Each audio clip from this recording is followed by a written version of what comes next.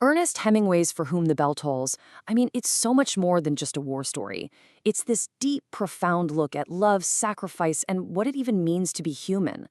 So, how did Hemingway pull it off? How did he craft such a timeless masterpiece? Well, let's dive in and really break down its anatomy.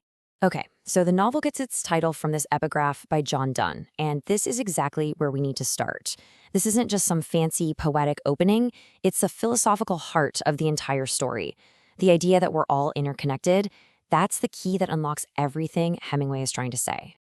And there's no better place to see that philosophy in action than at the novel's powerful and, yeah, tragic ending. So I know it sounds a little backward, but that's where we're going to begin our analysis. Just picture this for a second. The mission is a success. The bridge is destroyed. But our hero, Robert Jordan, has a shattered leg. He knows there's no way he can escape. So he stays behind, waiting under a pine tree, just waiting to ambush the enemy to buy his friends and the woman he loves a little more time. It's this quiet, restrained, and just absolutely devastating moment. So what you have here is this incredible paradox. On the one hand, yeah, the military mission succeeded, but the personal cost, it's absolute. Jordan dies, and he knows the larger offensive is probably going to fail anyway. What Hemingway's doing here is drawing a super sharp line between historical failure and a deep, personal, moral victory. And this is just a brilliant illustration of Hemingway's famous iceberg theory, right? He doesn't give us some big, heroic, dramatic scene. He just shows us a man waiting to die for other people. All that emotional weight, the loss, the love, the sacrifice, it's all under the surface. It's unstated. And that's exactly what makes it so haunting and so real. In his final moments, Jordan thinks about this line. Now, this isn't some naive optimism, no way.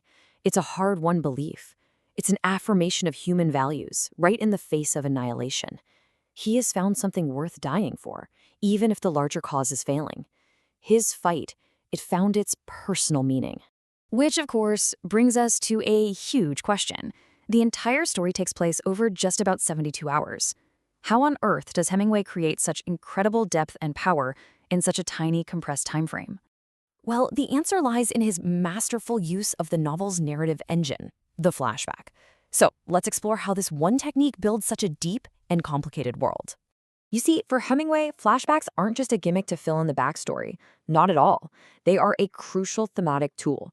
They create this layered narrative that actually mirrors the psychological reality of living under the constant threat of death, where, the past is always present.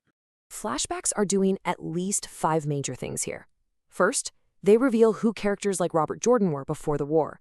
They also expose the horrific brutality on both sides of the conflict. They give us political context, but without boring us with exposition. They show us the fragmented way our minds really work under extreme pressure.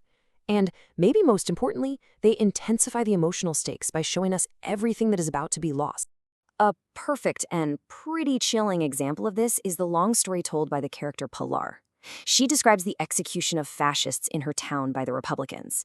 And it's just this brutal, horrifying account that completely shatters any simple idea of good guys versus bad guys. It forces you, the reader, to confront the messy, moral ambiguity of war. Now, this complex, messy world is grounded and given a human face through one key character. And that brings us to our third section, the symbolic role of Maria. We can really understand Maria's crucial role in the novel by looking at her 2 main functions. One is ideological, what she represents for the cause. And the other is biological, what she represents for life itself. So let's break this down a bit. Ideologically, Maria is a symbol of Spain itself. She's been brutally violated by the fascists, and in that, she represents the trauma that was inflicted on the Spanish Republic. But biologically, she represents life and love and the possibility of a future. She is this force of renewal in a world that's just obsessed with death. So here's the crucial point. Robert Jordan isn't just fighting for some political idea. He's fighting for Maria. His love for her makes the abstract cause personal, tangible, and deeply, deeply meaningful. She is the human reason his sacrifice matters. Okay, let's bring all these pieces together and look at the final picture Hemingway paints. Because the bell doesn't just toll for his characters. In the end, it tolls for all of us. What we've really seen is just a brilliant narrative construction. It starts with the ending, a powerful statement on sacrifice. It's powered by the engine of flashback, which gives the whole story its depth. And it's all driven by the heart of the story, Maria, who gives the fight its ultimate meaning. And this brings us right to the central takeaway. Hemingway's message is both tragic and somehow profoundly hopeful.